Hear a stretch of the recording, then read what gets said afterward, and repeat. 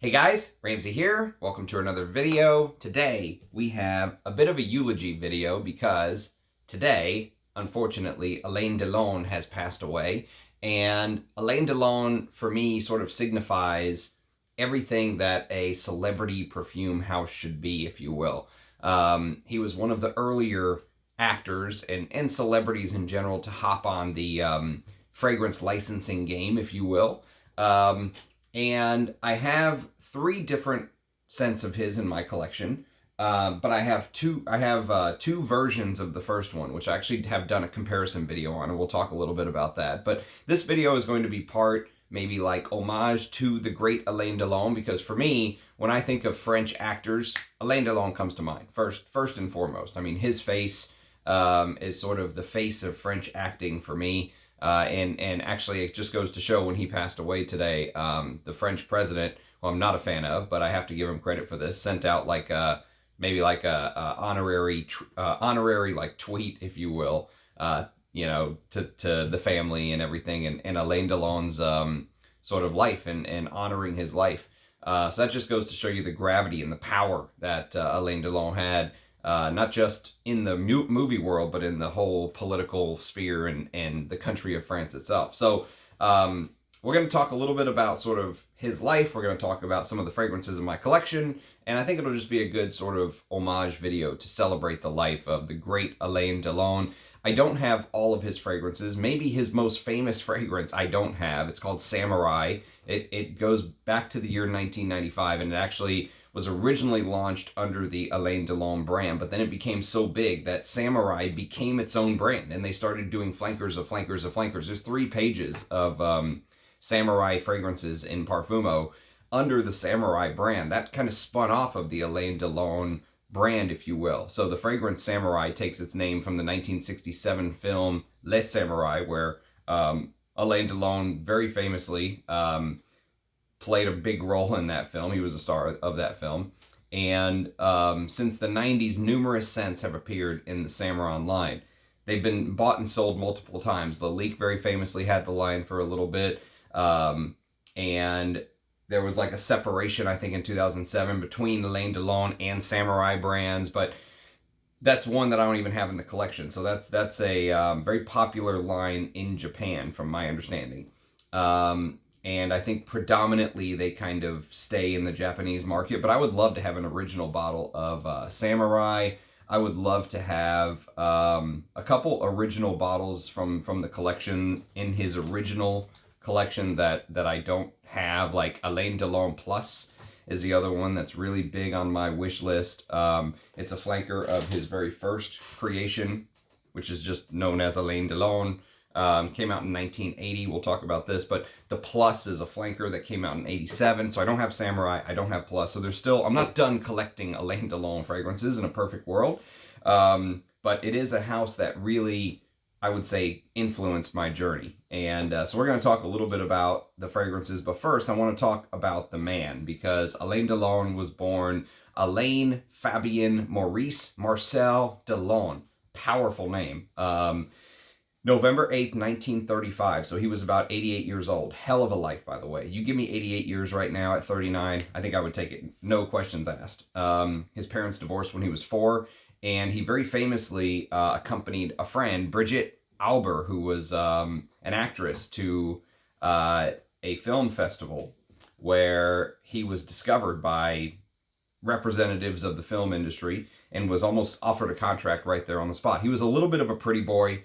Some people gave him a hard time for that. He played that pretty boy role very, very well. But just to give you an example of the film, some of his most famous films: When the Woman Meddles, Plein Soleil, which translates to Purple Noon, that's probably one of his best. The Leopard from '63 is famously hailed as one of his best. He did a British film called The Yellow Rolls Royce in '64, Once a Thief in '65, Across the River in '66, Red Sun in '71, the Concorde Airport '79, Notre Histoire in '84, which actually won him the France's version of the Oscar, if you will. So he was well past his prime whenever that happened. and that's when he basically was given the Oscar in or France's version of the Oscar, whatever they call it, in 1984. So he was a titan, a colossal figure in the movie world, if you will. Um, and so let's talk a little bit about the fragrances, because obviously that's why most of you guys are here. I must say, this has made me want to go back and try to hunt down some of those old Alain Delon films. It was funny because reading a little bit about his life and biography now that he's passed away, he tried to break into Hollywood a couple times and seemed to be constantly rejected. You know, he obviously was an international star, but I think from reading some of what I've heard of, you know, what he really wanted, he wanted to be a big star in Hollywood as well, not just in France. And so that you know, I think probably for American moviegoers, his best film is going to be The Leopard from '63. That's probably where he'll be most well known for. He starred with Burt Lancaster, and I mean he's played everything from a mafia figure to like a Italian lover. I mean anything you can think of, he's been all over on the big screen. Um, there was some drama. Apparently, one of his bodyguards was murdered in 1968, and there was uncovered a whole like sex party scandal thing that kind of pulled Alain Delon in. He was never charged or anything like that, but apparently the murder was never solved. But so of course every life in the spotlight seems to have some sort of controversy. But for my money, he is the face of French acting. He's the face of the French big cinema, as far as I'm concerned. Um, and he was obviously a very successful businessman. You know, he licensed his name to a lot more than just fragrances, from my understanding. But since a lot of people watching this are hardcore frag heads, the fragrances are where we're going to focus. So let's start in order of when they came out. So the very first one, as I mentioned earlier, is, and we're going to spray because it's a little bit of a celebration today, is they call it Alain Delon Classic because that's what it was kind of turned into, the classic version. But the original actually did not say classic on it. It didn't need to. It just said Alain Delon. And so you can kind of see the differences there in the way that it was, in the way that it is packaged here. These are different distributors. This is the original Alain Delon. This is the reformulation by Waruska and Yol. Waruska and Yol. And so I've done a comparison video on the channel about these two, by the way, but I'm going to do a fresh spray just to kind of remind myself of some of the differences here. So the original Alain Delon Classic came out in 1980, and the note listing is juniper, bergamot, basil, lavender, and mugwort, with geranium aldehydes, carnation, cinnamon, and pine. And then the base is oak moss, honey, amber, benzoin, and cedarwood. Let me do the original as well, so we can do a little bit of a quick comparison. Here. And if you want more of an in-depth comparison, there is an entire video on my channel if you want to check that out. So I'll tell you what, for as hard of a time as I give many reformulations, Waruska and Joel did a fantastic job, but there definitely are differences. So, but I really like wearing the classic version, the reformulated version. I think it's an easier wear, actually, because the original, to me, smells like there's so much more. I get more animalic notes, almost like there's some sort of funky castoreum coming through underneath that is much cleaner than the reformulated fragrance. And I get much more green notes. It almost feels like, have you ever had like soft mozzarella cheese sprinkled with basil or some sort of like green herbs on top, maybe some rosemary or something with some olive oil and on a cracker, and you kind of just eat it as a hors d'oeuvre kind of thing? That's what the old original version smells like. I get much more of that basil, herbal, aromatic type feel. Lots of green though. The mugwort is much more earthy. There's a lot more earthy qualities to the original, and a lot more pine. So you have to remember, this is only a couple years removed from Polo Green, which was a huge hit in 1978. So this is 1980, only a couple years removed, and the original has much more of that 80s growl to it. You know, it's much more of its time. But there are pros and cons to both, because the classic version, it's crazy because I really like the classic version. Even though it has less of the animalics, I'm such an animalic lover, there's something about the way they did this that I just love. It's probably one of, if not my favorite, fresh honey fragrance I own in my collection. There's maybe a couple fresh honeys that could give it a run for its money. Maybe Margaret Man would be the one that most comes to mind. Margaret Man wears on me like a fresh honey sometimes. It's not as heavy or pissy as Hugo Boss #1 or something like that.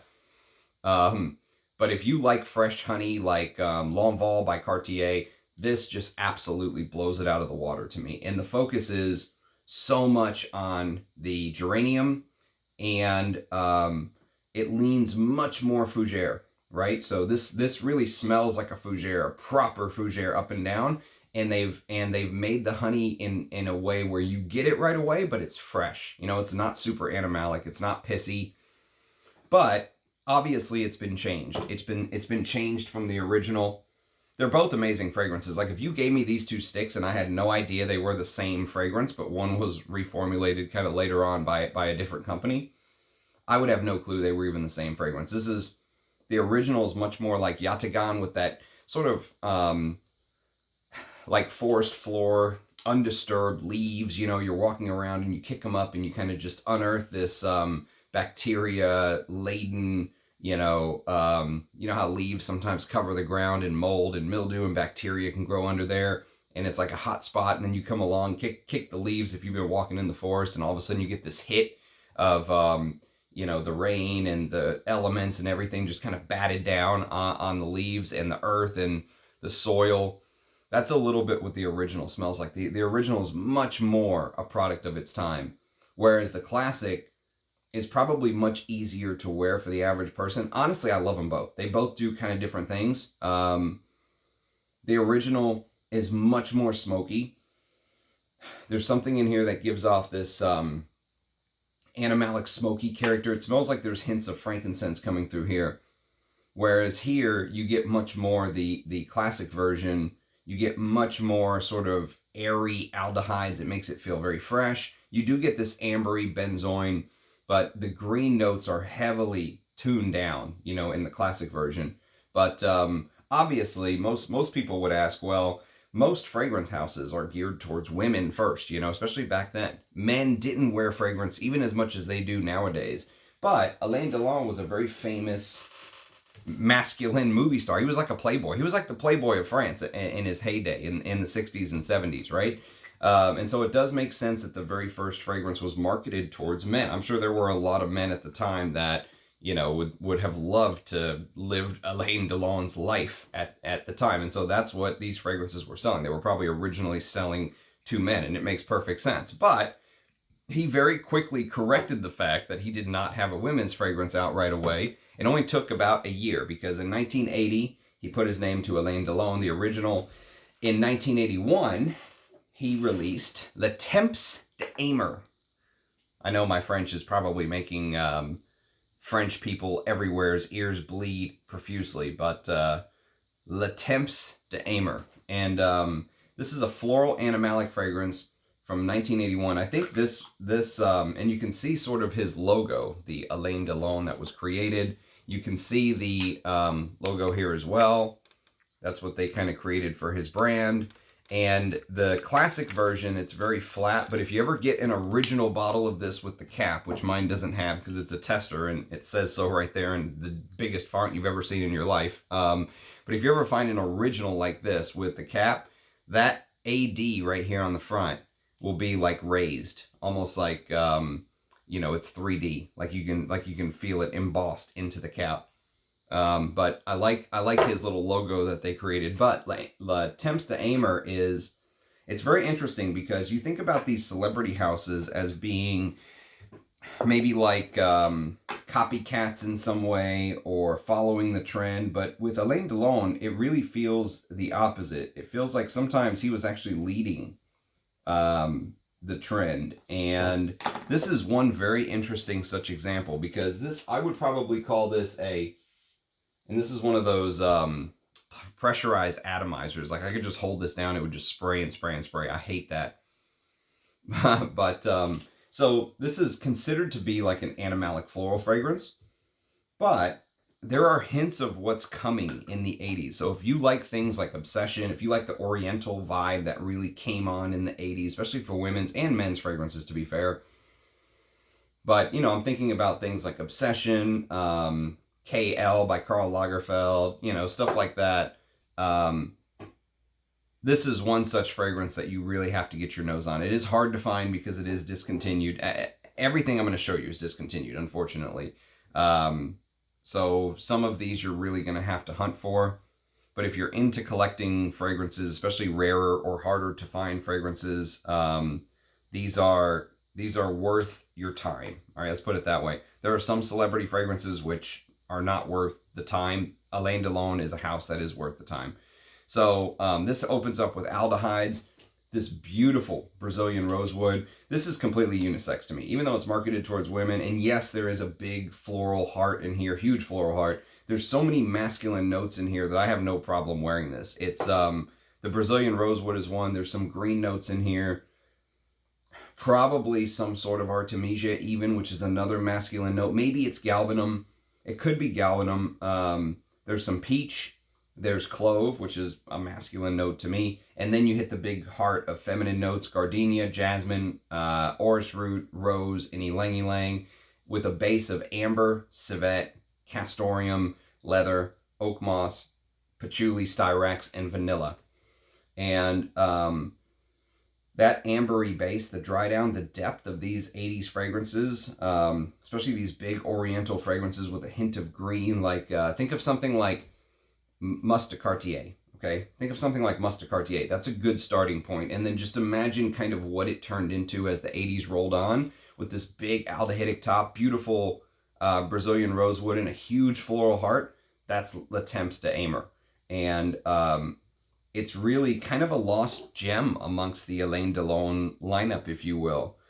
And it only took them 1 year to realize that they had a hole in the collection, and they filled it with something really beautiful. Really, really beautiful. The only thing I don't like is the pressurized atomizer, because I lost a bottle that way where the cap fell off and, you know, fragrance just basically spewed everywhere like a volcanic eruption.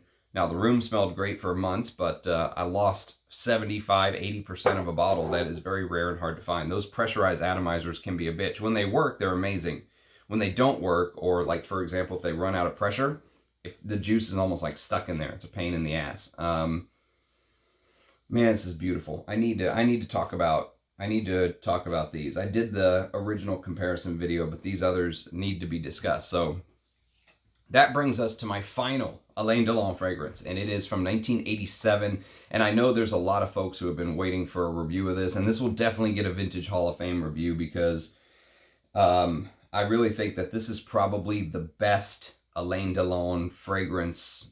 It's so hard because it's a toss-up between Alain Delon Classic. I really like the Classic, maybe more so than most folks.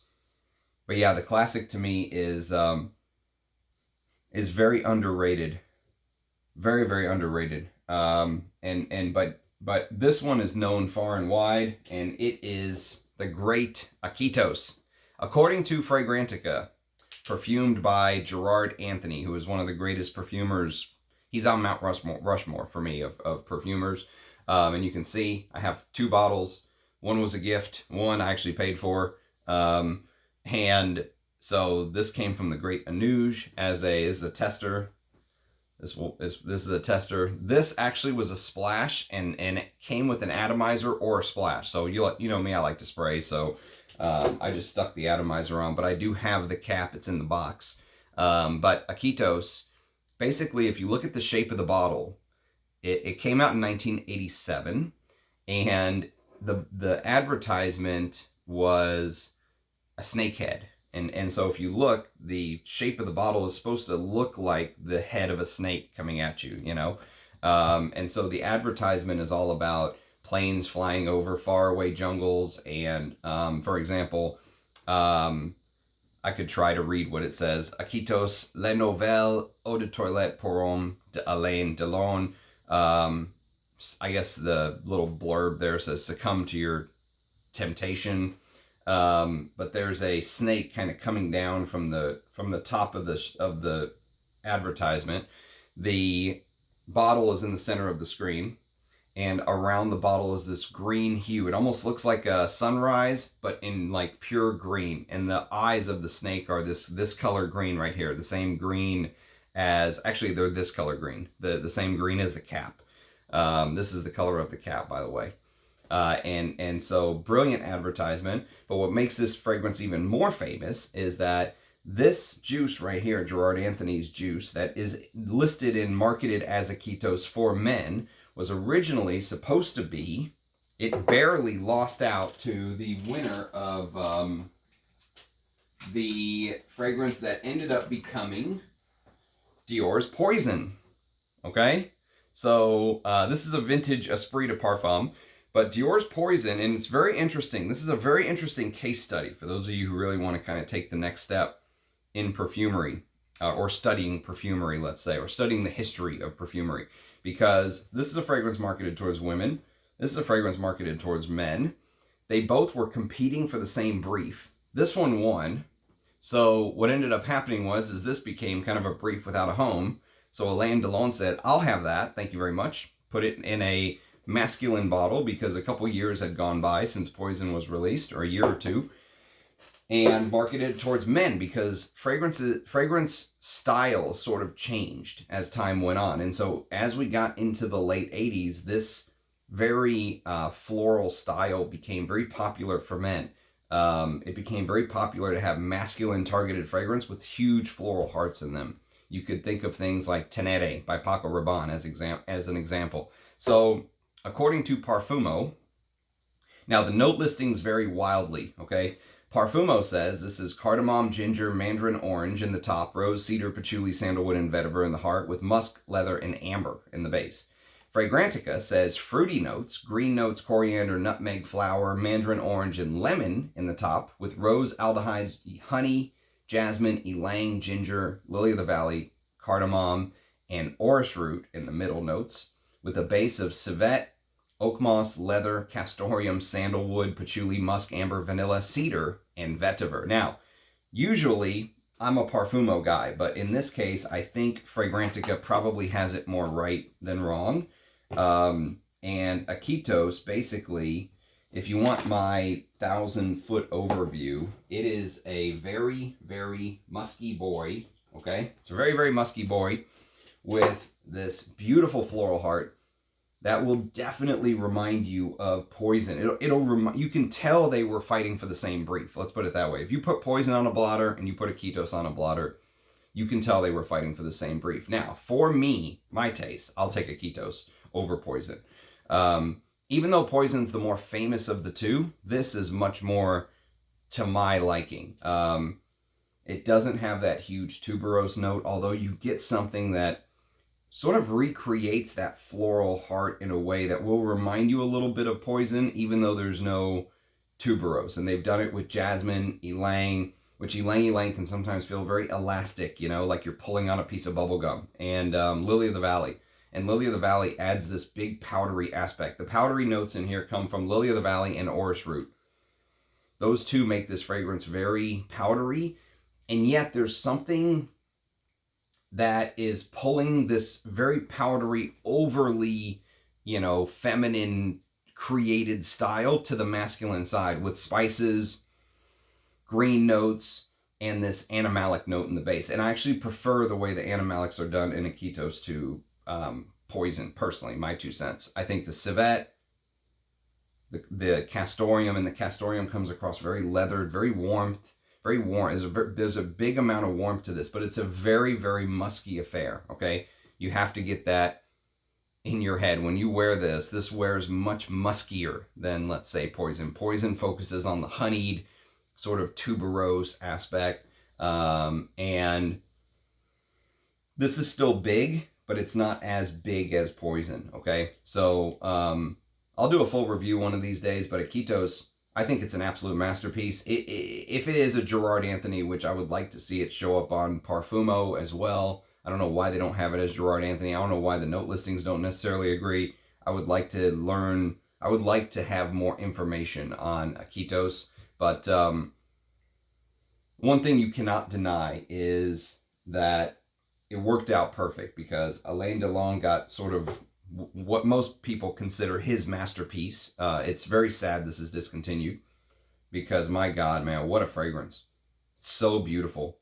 Everything in the Alain Delon lineup I've ever smelled is beautiful. And it's crazy because if you take this style of perfumery and, you know, you compare it to the crap that's being put out nowadays, in my opinion, by some of these celebrities, these celebrity houses, they're just throwing stuff against the wall. I mean, they're just putting their name to anything. It really feels like with Alain Delon, I don't know how involved he was in the creation, but it really feels like he was at least aware of what he was putting his name on. You know, he wasn't falling into the trap of just licensing his name to everything and anything. It really felt like you were getting quality with his house.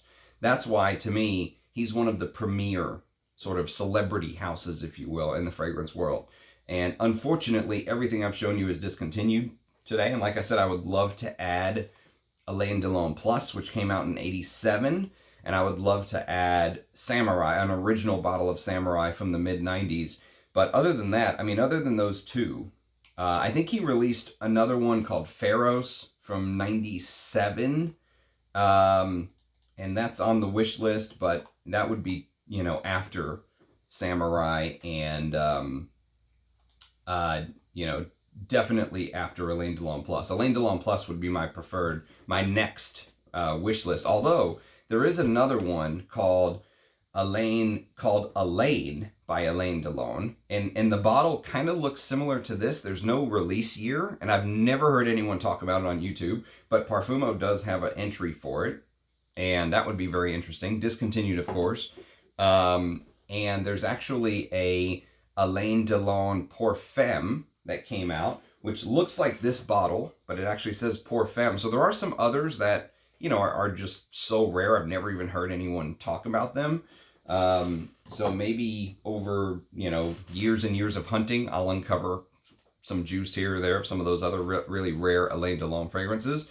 But I'll tell you what, for a collector, Alain Delon as a house is definitely something, especially if you're into vintage fragrances, that you have to look into if you have not before.